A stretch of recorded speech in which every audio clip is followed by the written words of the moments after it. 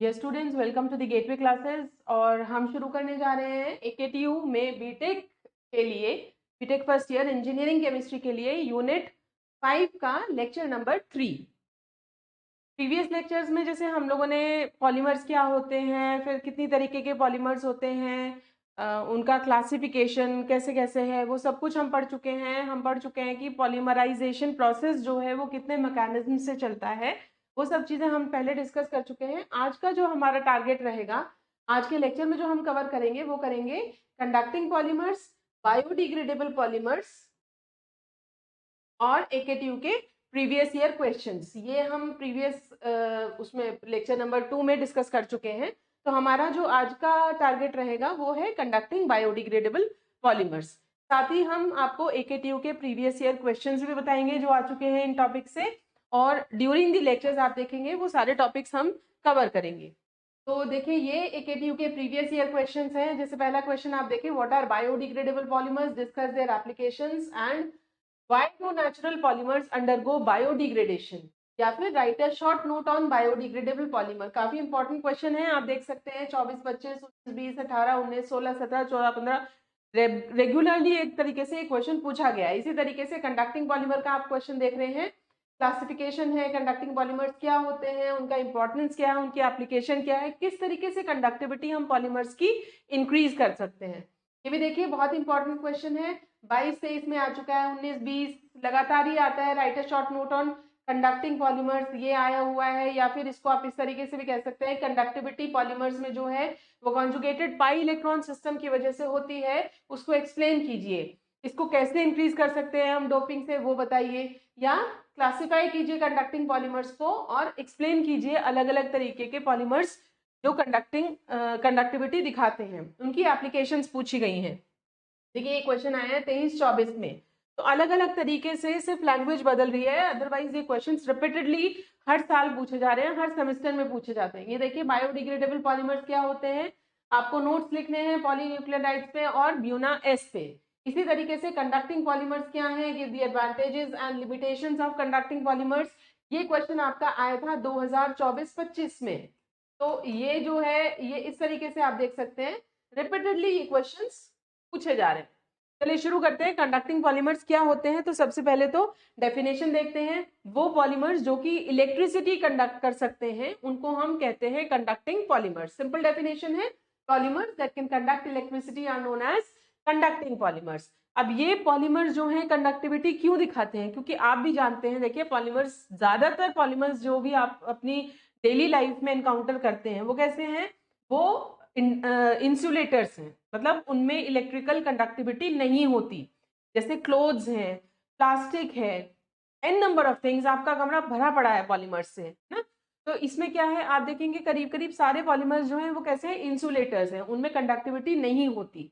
लेकिन यहाँ हम बात कर रहे हैं कंडक्टिंग पॉलीमर्स की। तो ऐसी क्या प्रॉपर्टी है जो उनको कंडक्टिंग बनाती है, तो आप देखेंगे जितने भी हमारे कंडक्टिंग पॉलीमर्स हैं बेसिकली, उनमें आपको मिलेगा एक्सटेंसिव कॉन्जुगेशन उनकी बैकबोन में। देखिए, ये पॉलीमर्स कंडक्टिविटी क्यों दिखाते हैं, because of extensive conjugation in their backbone. अब एक्सटेंसिव कॉन्जुगेशन का मतलब क्या है, कॉन्जुगेशन का मतलब होता है कि जब आपके पास में इस तरीके का सिस्टम होता है, carbon single bond carbon, then double bond carbon, then single bond, then double bond, then single bond. तो इस तरीके का जो सिस्टम होता है जिसमें ऑल्टरनेट सिंगल डबल बॉन्ड्स होते हैं, उनको हम कहते हैं कॉन्जुगेटेड सिस्टम। तो यहाँ कहा जा रहा है कि जो भी ऐसे पॉलीमर्स हैं जिनकी मेन चेन में यानी बैकबोन में ऑल्टरनेट सिंगल डबल बॉन्ड का सिस्टम है, तो और एक्सटेंसिव कॉन्जुगेशन मतलब बहुत ज्यादा है, तो ऐसे पॉलीमर्स जो हैं वो जनरली कंडक्टिंग होते हैं। देखिए कंडीशंस क्या है किसी भी पॉलीमर को कंडक्टिंग होने के लिए, मतलब क्या क्या प्रॉपर्टीज उसमें देखी जाती है, क्या क्या चीजें देखी जाती है कि ये कंडक्टिंग है या नहीं है। सबसे पहले जैसे हमने देखा कि इसके अंदर में कॉन्जुगेशन होना चाहिए, ऑल्टरनेट सिंगल डबल बॉन्ड होना चाहिए। क्यों, क्योंकि उसमें क्या है कि इलेक्ट्रॉन्स जो है वो मूव कर पाते हैं। जैसे आपने रेजोनेंस में भी देखा है, अगर मैं इसमें देखूं तो इसको हम इस तरीके से देख सकते हैं कि अगर ये यहाँ चला जाए, ये यहाँ चला जाए, ये यहाँ चला जाए बॉन्ड, तो इस तरीके से इसका एक रेजोनेटिंग स्ट्रक्चर बन सकता है। यानी हम यहाँ दिखा क्या रहे हैं, मूवमेंट ऑफ इलेक्ट्रॉन्स दिखा रहे हैं, and movement of electrons is responsible for conductivity. तो इसलिए यहाँ पे कहा जा रहा है कि the polymer should contain conjugation, यानी ऑल्टरनेट सिग्मा और पाई बॉन्ड्स का सिस्टम उनमें होना चाहिए through out it's chain, so that there are resonating and mobile electrons for the conduction. जैसे मैंने आपको यहाँ बताया है ना, तो मोबाइल इलेक्ट्रॉन्स उसमें है, रेजोनेटिंग कंडीशंस है, तो फिर आराम से वो कंडक्टिविटी दिखा सकता है।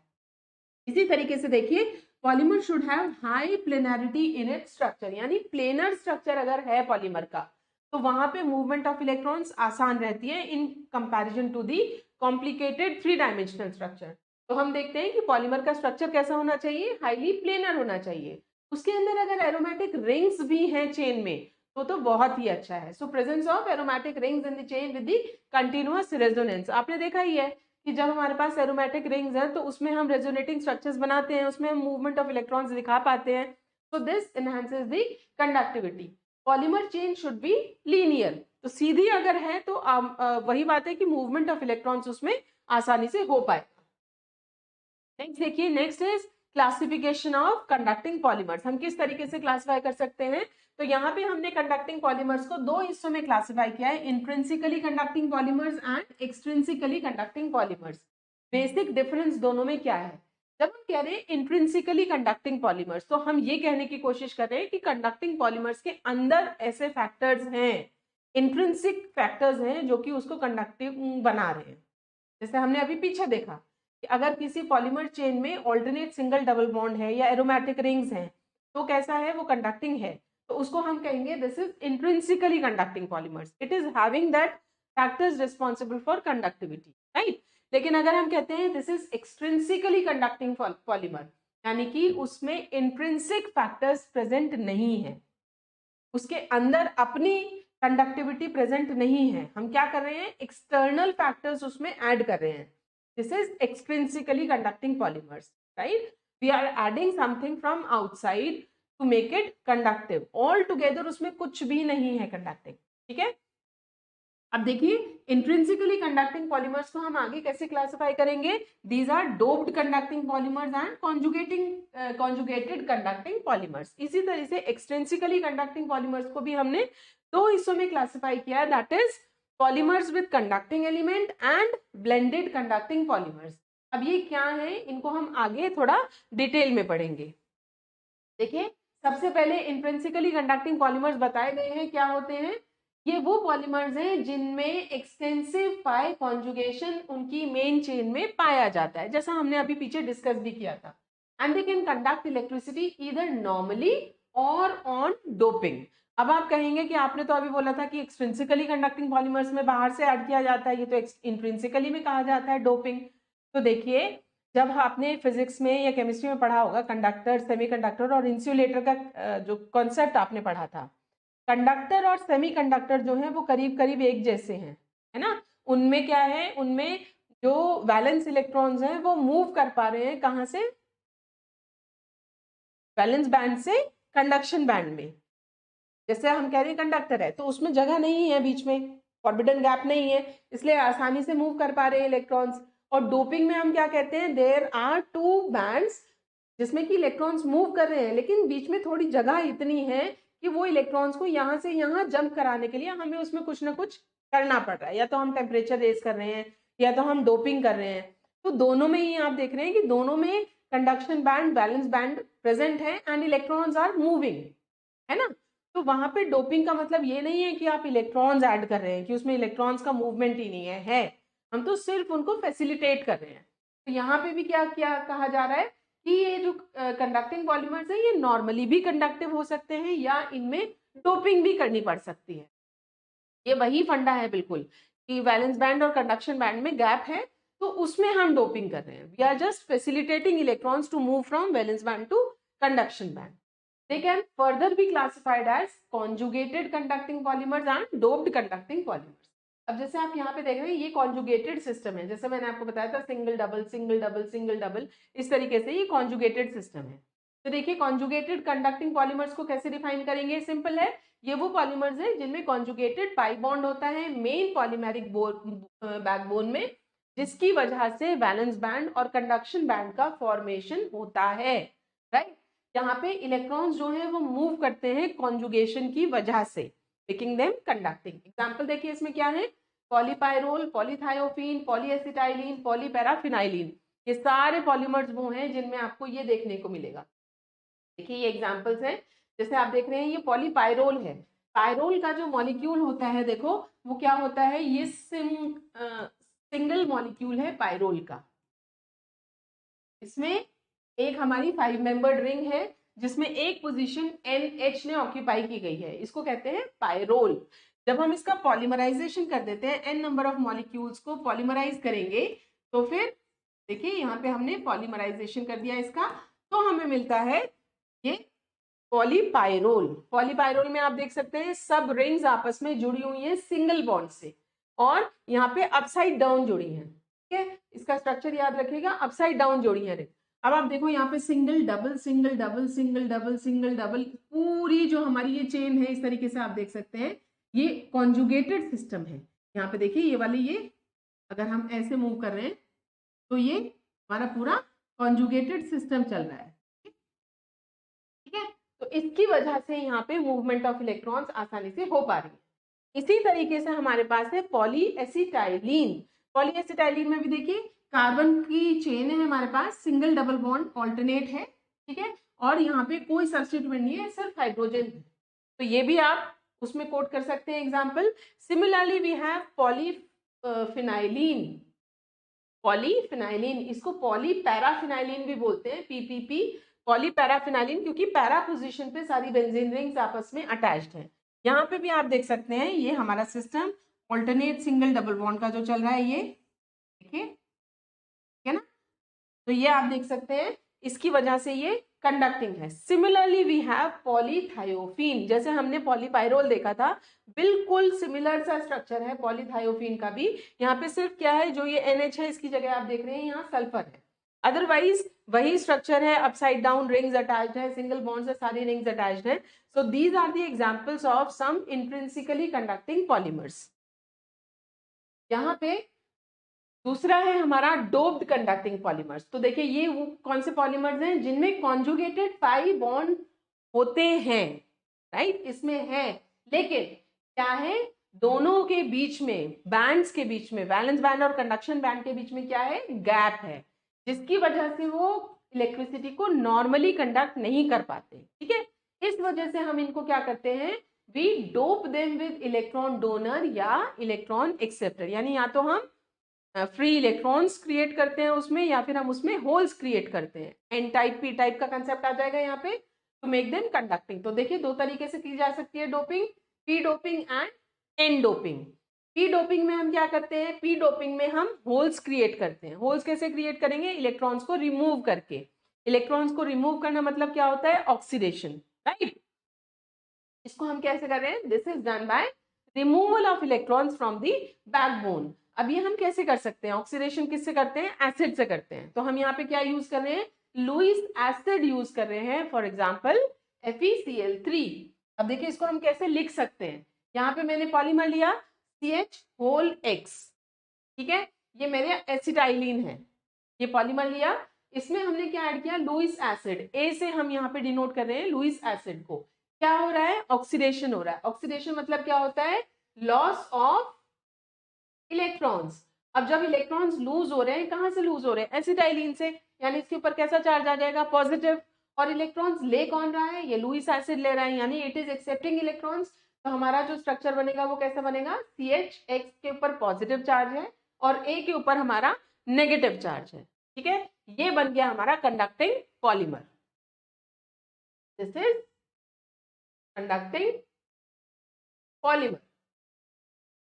अब दूसरा देखते हैं हम एन डोपिंग। एन डोपिंग में हम क्या कर रहे हैं, हम नेगेटिव चार्ज क्रिएट कर रहे हैं, यानी कि हम इलेक्ट्रॉन्स ऐड कर रहे हैं। इलेक्ट्रॉन्स ऐड करने का मतलब क्या होता है, रिडक्शन, ठीक है ना। और रिडक्शन हम किससे करेंगे, बेस से करेंगे, लुईस बेस से करेंगे। तो जो हमने ऊपर देखा ठीक उससे उल्टा ये नीचे है। एन डोपिंग में हम क्या कर रहे हैं, this is done by addition of electrons in the backbone. जैसे लुईस बेस से हम इसको कर सकते हैं, एग्जाम्पल हो गए आपके, कोई भी रिड्यूसिंग एजेंट आप ले सकते हैं, सोडियम और लिथियम बहुत बढ़िया रिड्यूसिंग एजेंट्स होते हैं। तो देखिए यहाँ पे भी हमने वही पॉलीमर लिया है अपना एसिटाइलिन, इसमें हमने क्या किया है, लुईस बेस ऐड किया है, बी से रिप्रेजेंट कर रहे हैं। और ये क्या है, रिडक्शन। रिडक्शन का मतलब क्या होता है, एडिशन ऑफ इलेक्ट्रॉन्स,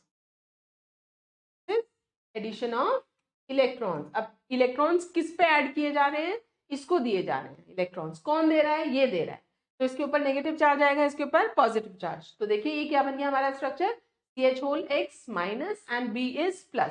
तो ये फिर से हमारा क्या बन गया, this is again a conducting polymer. तो आसान रिएक्शन है ये, ठीक है, इससे हम इनको रिप्रेजेंट कर सकते हैं। नेक्स्ट है हमारा एक्सट्रिंसिकली कंडक्टिंग पॉलीमर्स। तो जैसा मैंने आपको पहले भी बताया था, these polymers do not contain the factors responsible for conduction and are made by conducting by adding external ingredients in them. बाहर से इंग्रेडिएंट्स ऐड करके इनको कंडक्टिंग बनाया जाता है। अब देखिए इसमें पहला है पॉलीमर्स विद कंडक्टिंग एलिमेंट। इसमें क्या कर रहे हैं, कंडक्टिव एलिमेंट्स जैसे कि कार्बन ब्लैक है, मेटल ऑक्साइड है, इनको पॉलीमर में ऐड कर दिया जाता है। तो पॉलीमर खुद कंडक्टिंग नहीं है, इसमें हम कंडक्टिंग जो चीजें हैं उनको ऐड कर रहे हैं। These are the materials that are added. Polymer किसकी तरह काम कर रहा है, बाइंडर की तरह काम कर रहा है। Polymer just binds these elements together, जिससे कि वो अब कंडक्टिंग बन सके, ठीक है। दूसरा है हमारा पॉलीमर्स विद कंडक्टिंग ब्लेंड और ब्लेंडेड कंडक्टिंग पॉलीमर्स। अब देखो ब्लेंड का मतलब क्या होता है, मिक्सचर। ब्लेंडिंग का मतलब मिक्स करना दो चीजों को। तो इसमें हम क्या करते हैं, इसमें हम दो तरीके के पॉलीमर्स लेते हैं। एक लेते हैं कन्वेंशनल पॉलीमर और दूसरा जो है वो है हमारा कंडक्टिंग पॉलीमर। कन्वेंशनल पॉलीमर क्या होता है, जो कि मार्केट में अवेलेबल है, बहुत वेल नोन पॉलीमर है अपनी प्रॉपर्टीज के लिए। तो ये पॉलीमर जो है ये कंडक्टिंग नहीं है, ठीक है, लेकिन इसकी प्रॉपर्टीज बहुत अच्छी हैं। और दूसरा जो पॉलीमर हमने लिया है वो कैसा है, वो कंडक्टिंग है, मे बी इसकी प्रॉपर्टीज बहुत अच्छी नहीं है। तो हम क्या करें, इन दोनों पॉलीमर्स को मिला रहे हैं, मिक्स कर रहे हैं, ब्लेंडिंग कर रहे हैं। तो हमारे पास एक ऐसा पॉलीमर तैयार होगा जो कि कंडक्टिंग भी होगा और जिसकी प्रॉपर्टीज भी बहुत अच्छी होंगी, जैसे हल्का है, ड्यूरेबल है, रेजिस्टेंट है कोरोजन से, केमिकल से, लाइफ बहुत अच्छी है, डेंसिटी कम है, ये सब प्रॉपर्टीज, और सस्ता है। और साथ में हमने क्या कर दिया, उसको कंडक्टिंग बना दिया। तो यहाँ पे हम कर रहे हैं blending, right. So the conventional polymer gains the conducting properties. अब देखते हैं एप्लीकेशंस कंडक्टिंग पॉलीमर्स की। तो ये एंटी स्टैटिक मटेरियल्स की तरह से भी यूज किए जाते हैं। They are also use as electrode materials in recharging batteries, rechargeable batteries में, ठीक है। एंटी स्टैटिक मटेरियल्स की तरीके से और इलेक्ट्रोड मटेरियल की तरीके से इनको यूज किया जाता है। इनको light emitting diodes and display devices में यूज कर सकते हैं। They are used as conductive track on printed circuit boards, जैसे कि पॉलीएनिलीन को यूज किया जाता है। Resistors for lithography, they are used in storage devices, information storage devices में, as humidity sensors, gas sensors, radiation sensors, electrochromic displays में, Windows में इनको यूज किया जा सकता है। फ्यूल सेल्स में इनको यूज करते हैं as electrocatalytic materials and they are also used as membrane for gas separation. तो ये इनकी कुछ एप्लीकेशंस हैं, ये आपको याद करनी होंगी। अब बात करते हैं लिमिटेशंस की। तो देखिए जो कंडक्टिंग पॉलीमर्स हैं, बहुत सारे कंडक्टिंग पॉलीमर्स ऐसे हैं जो कि डिग्रेड करते हैं, या उनकी जो कंडक्टिंग नेचर है, उनकी जो कंडक्टिव प्रॉपर्टी है वो धीरे धीरे कम होनी शुरू हो जाती है, डिग्रेड होनी शुरू हो जाती है। कब, जबकि हम उनको एनवायरमेंटल फैक्टर्स से एक्सपोज कर देते हैं, जैसे मॉइस्चर हो गया, ऑक्सीजन हो गया, है ना। ये क्या करते हैं, उनकी लॉन्ग टर्म परफॉर्मेंस पे इफेक्ट डालते हैं, यानी कि उनकी कंडक्टिविटी धीरे धीरे घटनी या डिग्रेड होनी शुरू हो जाती है। कंडक्टिंग पॉलीमर्स जो हैं ये इंश्योर करने के लिए कि उनकी इलेक्ट्रिकल प्रॉपर्टीज जो हैं अक्रॉस लार्ज सरफेस एरिया, बहुत बड़े सरफेस एरिया पे एक जैसी रहे, कंसिस्टेंट रहे, है ना, और इन बल्क प्रोडक्शन ये मुश्किल हो सकता है। ये इंश्योर करना कि बहुत बड़ा, अगर मेरा कोई सरफेस है, बहुत बड़ा एरिया है, तो सभी जगह पे अक्रॉस द सरफेस जो इनकी कंडक्टिविटी है यूनिफॉर्म रहे, कंसिस्टेंट रहे, ये इंश्योर करना काफी मुश्किल है, जिसकी वजह से मास मैन्युफैक्चरिंग में दिक्कत आती है, ठीक है। Then integrating conducting polymers with other materials in complex devices architectures is a technical challenge, ठीक है ना। तो क्या है, कंडक्टिव पॉलीमर्स को दूसरे मटेरियल्स के साथ में कॉम्प्लेक्स डिवाइसेस में उनको जोड़ना, उनको एक साथ रखना एक बहुत बड़ा चैलेंज है। इसको करने के लिए हमें बहुत समझदारी की, मतलब बहुत एक्सपीरियंस की ज़रूरत है of the interface between conductive polymer and other electronic and structural components to ensure efficient communication and performance of the overall system. यानी कि काफ़ी एक्सपीरियंस की ज़रूरत है इसमें। जैसे ये पॉलीमर है, ये कोई और डिवाइस है, तो इनके इंटरफेस को समझना कि किस तरीके से इनको हम जोड़ सकते हैं, साथ रख सकते हैं, वो एक काफ़ी मतलब टेक्निकली साउंड उसमें कोई हमें चाहिए। हर कोई उसको नहीं कर सकता, ठीक है, ये एक चैलेंज है। देन डोपिंग के दौरान जो इन्हांस होती है कंडक्टिविटी, वो कुछ इश्यूज इंट्रोड्यूस कर देती है, जिससे पॉलीमर के अंदर मैकेनिकल प्रॉपर्टीज को और एनवायरमेंटल स्टेबिलिटी को वो इफेक्ट कर सकती है, ठीक है। ये कुछ चैलेंजेस हैं जो कि कंडक्टिंग पॉलीमर्स में देखे गए हैं। नेक्स्ट टॉपिक है हमारा बायोडिग्रेडेबल पॉलीमर। तो देखिए, जैसे नाम से पता चल रहा है, बायोडिग्रेडेबल पॉलीमर्स कौन से होते हैं? ये वो पॉलीमर्स हैं जो कि नेचर में खुद डिग्रेड होते हैं, खराब होने शुरू हो जाते हैं। क्यों? क्योंकि उनके ऊपर एंजाइम्स और माइक्रो ऑर्गेनिजम्स या माइक्रोब्स जो हैं वो काम करना शुरू कर देते हैं। तो polymers which degrade in nature by action of enzymes and microbes are known as biodegradable polymers. इनमें क्या है? जनरली इनमें फंक्शनल ग्रुप्स पाए जाते हैं which are used in the preparation of biodegradable polymers such as ether, esters, amides. तो इन functional groups की वजह से ही basically ये biodegradable होते हैं। अदरवाइज अगर हमारे पास स्ट्रेट मतलब हमारी जो चेन है पॉलीमर की, अगर वो सिर्फ कार्बन बेस्ड है तो वो कभी भी बायोडिग्रेड नहीं होगी। बायोडिग्रेडेबल पॉलीमर्स में हमेशा आपको फंक्शनल ग्रुप्स देखने को मिलेंगे, because these are the groups where actually enzymes and microbes work, तोड़ना शुरू करते हैं। फैक्टर्स कौन कौन से हैं जो बायोडिग्रेडेशन को इफेक्ट करते हैं?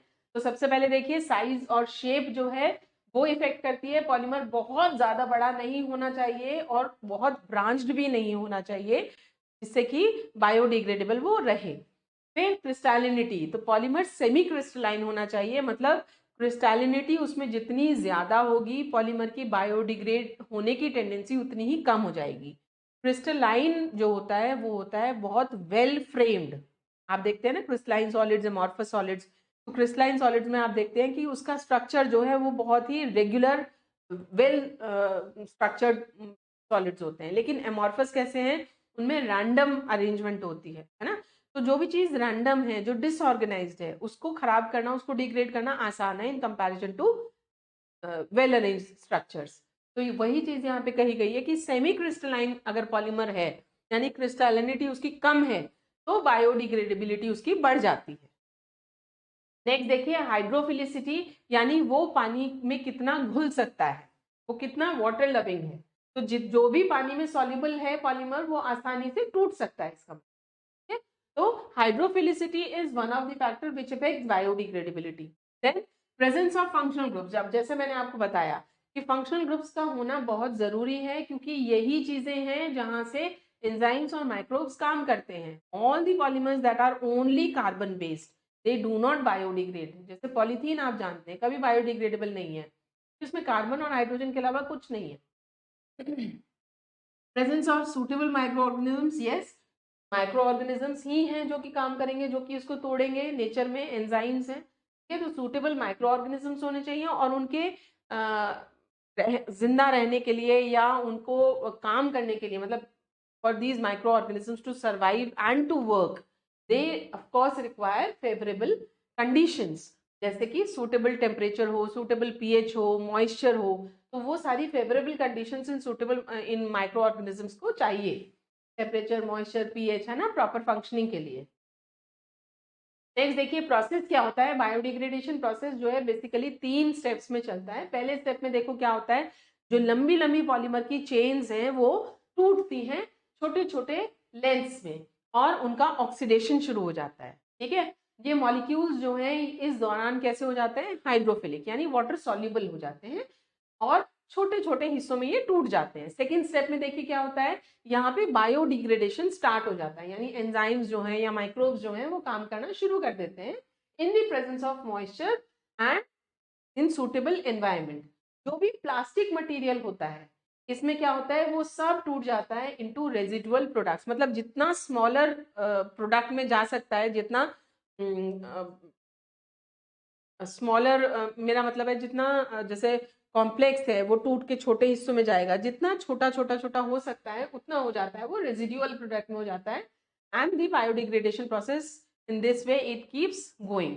नेक्स्ट स्टेप में क्या होता है, जो माइक्रो ऑर्गेनिजम्स हैं वो डिग्रेडेड प्लास्टिक है या डिग्रेडेड पॉलीमर है, जितना वो खा सकते हैं, जितना कंज्यूम करते हैं वो कर जाते हैं। बाकी जितने भी रेजिड्यूज हैं जैसे गैसेस वगैरह हो जाती हैं, वो क्या होता है, वो एनवायरनमेंट में मिल जाती हैं, जैसे कार्बन डाइऑक्साइड हो सकता है या वाटर है या बायोमास है, ये सब नेचर को रिटर्न कर दिए जाते हैं बाय द वे ऑफ बायोसाइकिल। तो 3 स्टेप्स में बेसिकली हमारा इस तरीके से ही बायोडिग्रेडेशन चलता है। आप देख सकते हैं वहां पे ये एक बायोडिग्रेडेबल पॉलीमर है, ये देखो कितना छोटा साइज में हो गया है। देन बायोडिग्रेडेशन में carbon dioxide and water and biomass is released.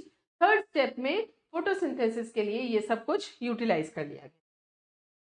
Importance देखिए बायोडिग्रेडेबल पॉलीमर्स की क्या है, they are produce from renewable resources. Medicine में, एग्रीकल्चर में, पैकेजिंग में इनको यूज किया जाता है, इनको रिसाइकिल कर सकते हैं, इनको without producing toxic products burn कर सकते हैं। इसी तरीके से इनको लोकलाइज्ड ड्रग डिलीवरी में यूज किया जाता है। साइड इफेक्ट्स इनके कुछ नहीं होते या बहुत ही मिनिमल है, और डिग्रेडेशन रेट जो है इनका कंट्रोल किया जा सकता है, ये इनकी इंपॉर्टेंस है। देन कुछ हम अब देख लेते हैं कुछ ऐसे पॉलीमर्स का फॉर्मेशन एंड उनकी प्रॉपर्टीज जो कि बायोडिग्रेडेबल है। तो सबसे पहले देखिए, एक है पॉलीलैक्टिक एसिड और दूसरा जो है वो है हमारा पॉलीग्लाइकोलिक एसिड। तो देखो ये दोनों जो पॉलीमर्स हैं, पॉलीलैक्टिक एसिड एंड पॉलीग्लाइकोलिक एसिड, आप देखेंगे ये दोनों ही पॉलीमर्स काफी कुछ एक जैसे हैं, ठीक है।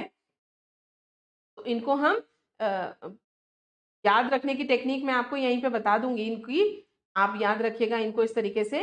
जैसे पॉलीलैक्टिक एसिड या पॉलीग्लाइकोलिक एसिड जो है उसमें आप एक कार्बन लेंगे, इधर इधर इधर और इधर 4 वैलेंसीज होती हैं, ये आपको पता ही है ना।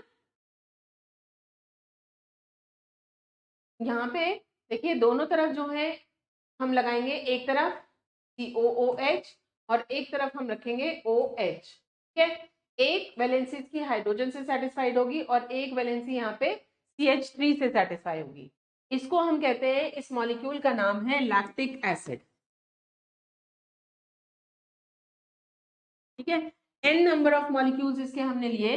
जब हम इसको पॉलीमराइज करते हैं, दिस अंडरगोज पॉलीमराइजेशन, तो जो हमारा पॉलीमर बनेगा वो हम किस तरीके से बनाएंगे, इसमें -n number of water molecules eliminate होंगे। किस तरीके से, ये OH यहाँ से हटेगा और यहाँ से ये H, इस तरीके से वाटर मॉलिक्यूल, मतलब यही मॉलिक्यूल अगर मैं एक बार और यहाँ पे लगा दूं तो यहाँ से OH और दूसरे मॉलिक्यूल का ये H, इस तरीके से वाटर मॉलिक्यूल एलिमिनेट होते हैं।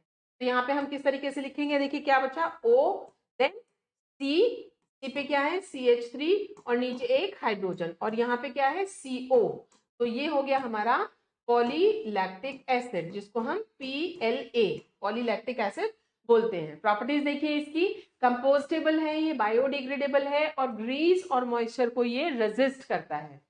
दूसरा यूजेस क्या है इसके, इसको हम प्लास्टिक सर्जरी में और सर्जिकल सूचर्स, सूचर्स मतलब टाँके, जिस धागे से हम टाँके लगाते हैं, जो डॉक्टर्स टाँके लगाते हैं, स्टिचेस, उनको कहते हैं हम सर्जिकल सूचर्स, तो वहां पे ये काम में लिया जाता है। It is used in food packaging and it is used in drug delivery system. दूसरा है हमारा पॉलीग्लाइकोलिक एसिड। तो जैसा मैंने आपको बताया कि लैक्टिक एसिड और ग्लाइकोलिक एसिड जो है वो काफी कुछ मिलता जुलता है। तो ग्लाइकोलिक एसिड को देखिए वो क्या होता है, कार्बन में जैसे हमने इधर COH लिया था और इधर हमने OH लिया था, बिल्कुल वैसे ही लेंगे। यहाँ पे हम H लेंगे और यहाँ पे भी H लेंगे। तो सिर्फ इतना डिफरेंस है कि वहां लैक्टिक एसिड में हमने CH3 लिया था ऊपर इस वैलेंसी पे, यहाँ पे हम हाइड्रोजन ले रहे हैं। Again this is n number of molecules, this will undergo polymerisation. और जैसे वहां पे हमने किया था -n number of water molecules, ठीक इसी तरीके से यहाँ पे भी OH और H यहाँ से हटा देंगे, so we will be left with this structure H and H। ये हो गया हमारा N and this is polyglycolic acid. तो काफी दोनों एक जैसे हैं, याद रखिएगा इनके जो यूजेस है ना वो भी बहुत कुछ एक जैसे हैं। प्रॉपर्टीज देखिए, हाईली क्रिस्टलाइन है ये, हाई मेल्टिंग पॉइंट होता है इसका, सॉल्युबिलिटी कम है ऑर्गेनिक सॉल्वेंट्स में। यूजेस देखिए, इस पॉलीमर को डेवलप जो किया गया था पहली बार, सिंथेटिक एब्जॉर्बेबल सूचर जो डिस्कवर किया गया था या वो जो मैन्युफैक्चर किया गया था, डेक्सॉन के नाम से इसको मार्केट में उतारा गया था। ये पहला सिंथेटिक एब्जॉर्बेबल सूचर था, ठीक है। इसको तो कैसे यूज कर सकते हैं, it can be used as sutures. Then it is used in tissue engineering, controlled drug delivery and biodegradable sutures. तो ये इनके uses हैं। लैक्टिक एसिड और ग्लाइकोलिक एसिड जो है, पॉलीलैक्टिक एसिड, पॉलीग्लाइकोलिक एसिड, इनके uses भी काफी कुछ मिलते जुलते हैं। नेक्स्ट देखिए, पॉली बीटा हाइड्रोक्सी ब्यूटाइरेट को बीटा हाइड्रोक्सी वैलेरेट, जिसको PHBV या बायोपोल या बायोमर एल भी बोला जाता है। और देखो इसका नाम हम कैसे याद रखेंगे, P से बना है पॉली, ठीक है, H से क्या है हाइड्रोक्सी, B से ब्यूटाइरेट और V से वैलेरेट। आपको कैसे लिखना है, पॉली हाइड्रोक्सी लिखना है। हाइड्रोक्सी किस पोजीशन पे है, बीटा पोजीशन पे है, तो beta hydroxy, B for butyrate. फिर से हम लिखेंगे को मतलब दो का कॉम्बिनेशन, बीटा हाइड्रोक्सी वैलेरेट। तो फिर से देखो, पॉली बीटा हाइड्रोक्सी ब्यूटाइरेट को बीटा हाइड्रोक्सी वैलेरेट, ये इसका नाम है, ठीक है। अब इसकी फॉर्मेशन देखते हैं कैसे कर सकते हैं। अब आप देखो, ब्यूटाइरेट यानी 4 कार्बन एटम, तो एक तो इसमें हमारा 4 कार्बन एटम का मॉलिक्यूल है, मोनोमर जिसको हम बोलते हैं। तो हम इस तरीके से 4 कार्बन एटम्स को लिंक करेंगे। बस इतना ध्यान रखना है कि जो चौथा कार्बन एटम है उसको हम ऊपर लगाएंगे चेन में, ठीक है। ये स्ट्रक्चर हो गया। अब हमें नेक्स्ट क्या करना है, यहाँ पे ये हो जाएगा हमारा COOH, पहले वाला जो है वो हमने ले लिया COOH। अब यहाँ पे इसकी रिस्पेक्ट में अगर मैं देखूं तो ये कार्बन एटम है अल्फा और ये है बीटा, और बीटा पे क्या है हाइड्रोक्सी, तो यहाँ पे क्या लगा दिया मैंने OH, ठीक है।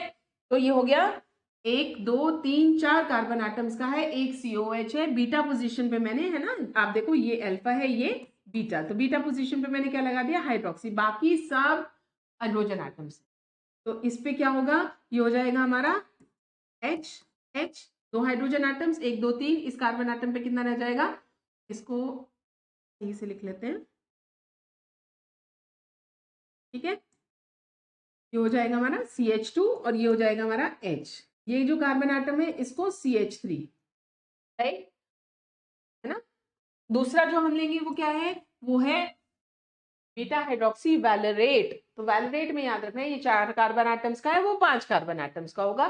जैसे हमने 3 कार्बन एटम स्ट्रेट चेन में यहाँ पे लिए हैं, इसमें भी हम क्या करेंगे, ऐसे ही लिखना शुरू करेंगे। COH लिखा, फिर इधर CH2 लिखा और इधर हमने COH, मतलब जैसे ये था बिल्कुल ऐसे ही हमने ये लिख दिया, ठीक है। लेकिन यहाँ पे 5 कार्बन एटम्स चाहिए, तो 3 तो मैंने लिख दिया, अब जो 2 जाएंगे बाकी वो कहाँ जाएंगे, वो इस तरीके से ऊपर जाएंगे, इस तरीके से ये बन गया, ठीक है। अब इसका नाम देखो क्या है, beta hydroxy butyric acid, this is beta hydroxy,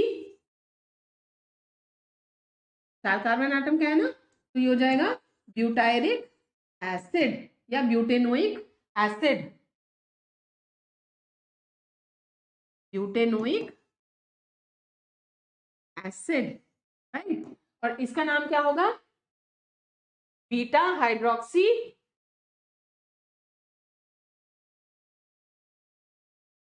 pentanoic acid. इसके भी n नंबर ऑफ मॉलिक्यूल्स लिए, इसके भी n नंबर ऑफ मॉलिक्यूल्स लिए, पॉलीमराइज करा दोनों को ना, पॉलीमराइजेशन किया,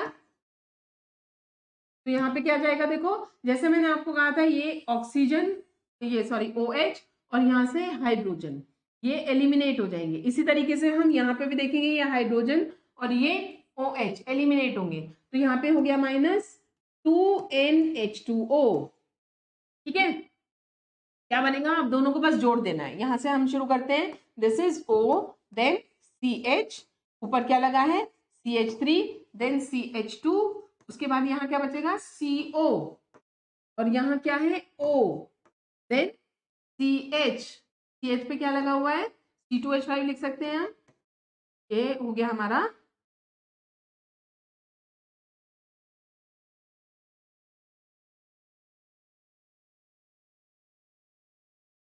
ये हो गया हमारा CH एंड इसके ऊपर हमने जोड़ दिया C2H5, देन CH2 और उसके बाद में CO। तो देखिए ये स्ट्रक्चर बन गया हमारा, जिसको हम कह रहे हैं PHBV। ठीक है, समझ में आ गया, आसान है, अपने आप से प्रैक्टिस करके देखना, बहुत आसानी से इसको हम बना सकते हैं। प्रॉपर्टीज देखो, ये थर्मोप्लास्टिक पॉलीमर होता है और ब्रिटल होता है। कहाँ कहाँ यूज में ले सकते हैं, control release of drugs, medical implants and repairs. Medical implants मतलब जो हड्डी वड्डी जोड़ने के काम में आते हैं ना, ऑर्थोपेडिक डिवाइसेस में यूज कर सकते हैं, manufacturing bottles and shampoos etcetera. So this was all for your today's lecture, lecture number 3. Next will be again meeting in lecture number 4 of unit 5. Thank you.